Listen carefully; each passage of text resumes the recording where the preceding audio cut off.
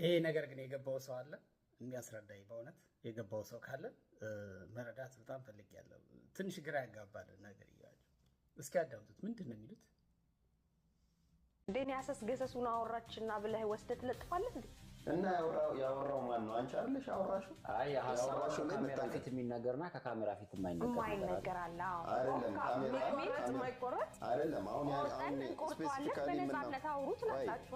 ስፔሲፊካሊ እያወራን ያለ ነው ስለዚህ ሾው ነው አይደል? ስላለፈው ሾው ማለት እሱ ሾው ላይ እኔ ተናገርኩት አለ። እኔ እንደማንኛውም ሰው የማወራው ነገር አለ። የምጠይቅህ ጥያቄ አለ፣ እንጠይቅሃለሁ፣ ትመልሳለህ።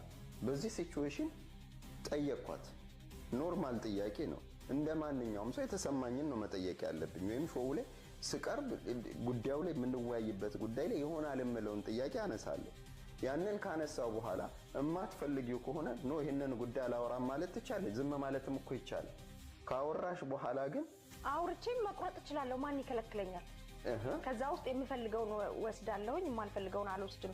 ከባህል ከአካባቢያችን ከሀገራችን ምናምን ነባራዊ ሁኔታ አንፃር ህዝቡ ጋር ሄዶ ከሚጎረብጥ ሰው ነኝ። ስህተት አይጠፋም። አንዳንድ ነገሮች ምላሴ ሊስት ይችላል። ስለዚህ መቁረጥ ደግሞ ለዛ እኮ ነው ኤዲቲንግ ምናምን የሚባል ነገር መጣ። እሱን እንደ ዳይሬክተር ዲሳይድ አድርግ ከተባልኩኝ እንደ ዳይሬክተር እኔ ነኝ የምወስነው። እንደ ዳይሬክተር ይሄንን እፈልጋለሁ ብዬ መረጥኩኝ። አንቺ እዚህ ጋር ስትናገሪ ዝም ብሎ ይመጣልሽን ትናገሪያለሽ። ኦፍ ኮርስ ልክ ነሽ እኮ በማህበረሰብ ውስጥ ተጽዕኖ ሊፈጥሩ ይችላሉ ብዬ የማስባቸው መቼም ይሄ ሶሻል ሚዲያ ትንሽ ግራ ገባው። እኔ አሁን የሚያወሩት ከዚህ የባሰ ብዙ ትርጉም ያጣ ግራ የገባው መነሻና መድረሻ የሌለው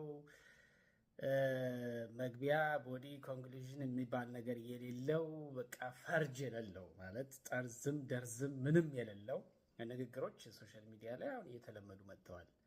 ግን ትንሽ እኔ እንትን ያለኝ ነገር ምንድነው እዚህ ጋር የማያቸው ሰዎች በዚህ ጉዳይ ላይ የሚያወሩ ሰዎች ከዚህ በፊት ከፍ ባለ ሚዲያ ላይ ከፍ ባለ ደረጃ ላይ የማውቃቸው አቅም የነበራቸው ሰዎች ፍጹም አስፋው እንደምታውቁት በሬዲዮ ፋና እያለ ነው የማውቀው። ወጣት ጋዜጠኛ ሆኖ በጣም ጎበዝ ልጅ፣ በብዙ መንገድ ብዙ ፕሮግራሞችን ሲሰራ የማውቀው ልጅ ነው። ከዛም በኋላ የማለዳ ኮከቦች የሚል ፕሮግራም ነበረው። ከዛ አሁን ቅልቦች፣ አሁንም ራሱ ኢትዮ ቅልቦች ነው መሰል የሚለው በዛ ፕሮግራሞቹ አውቀዋለሁ። ልጁም በጣም አቅም ያለው ልጅ እና ጎበዝ ልጅ ነው። ጎበዝ ጋዜጠኛ የሚባል ነው። ፊልምም ሰርቷል እኔ እስከማውቀው ድረስ እና በጣም በሳል የሆኑ ሀሳቦችን የሚያነሳ ብዙ ፕሮግራሞችን የሚቀርጽና የሚደመጡ የሚታዩ ፕሮግራሞችን መስራት የቻለ ልጅ ነው። ከዛ ውጪ በዚህኛው ገጽ ላይ ትንሽ አልፎ አልፎ በደንብ ሪያክት እያደረገ አይደለም። ግን ዋለልኝ አስማረ የምናውቀው ነው። በአማራ ቴሌቪዥን ጀምሮ እስከ ኢቢኤስ ድረስ ባለው ጉዞ አውቀዋለሁ። በጣም ጎበዝ ጋዜጠኛ ነው። በእርግጥ እዚህ ላይ የሱን እንትን አልሰማሁትም። የሱን ሪያክሽን በደንብ እንትን አላልኩትም። አሁን የሁለቱ ብቻ ነው የቃል ኪዳንና የፍጹም። ሌላው ቃል ኪዳንም እንደምታውቋት በኢቢኤስ የመዝናኛ ፕሮግራም አቅራቢ የነበረች አሁን 1 ዓመት እንደዚህ አካባቢ ሆኗታል መሰለኝ ከጠፋች። ያው እዚህ አሜሪካ ነገር ስለምትኖር ከሙያው ጋር ቀጥተኛ ግንኙነት አሁን ያላት አይመስለኝም። ግን አንዳንድ ጽሁፎች ስጽፍ ያለው ሶሻል ሚዲያ ላይ ያው ስለምከተላት አንዳንድ ቦታ ፌስቡክ ላይም ጓደኛ ስለሆነ እና ሚኒስትሪ ሚዲያው ላይ ፎርማል ሚዲያው ላይ የሰራች ጋዜጠኛ ናት እሷ። እና አሁን እነዚህ በተለይ ፍጹምና ቃል ኪዳን በዚህ ደረጃ ተራ ነገር መዘው እንደዚህ የሚጨቃጨቁት የምራቸውን ነው ወይስ እየቀለዱ ነው? አንዳንዴ ሶሻል ሚዲያው ግራ እያጋባን ያለው ይሄንን ነው። የምር ከሆነ ምንም እኮ የሚያጨቃጭቅ ነገር የለውም። በሌላ ፕሮግራም እንግዳው ነበረች አይቼዋለሁ። ያን ፕሮግራም በተወሰነ ደረጃ እዚያ ላይ የቀድሞ ባልደረቦቿን ሊተች የሚችል ሀሳብ ሰንዝራለች ምናምን እና እዚህ ላይ ያለው ክርክራቸው እንደምትሰሙት እሱ አለማለት ትችይ ነበረ፣ ከተናገርሽ በኋላ ግን ማስተላለፍ መብቴ ነው ይላታል። ልክ ነው። እሷም ደግሞ የተባለ ሁሉ ይተላለፋል ወይ ትላለች።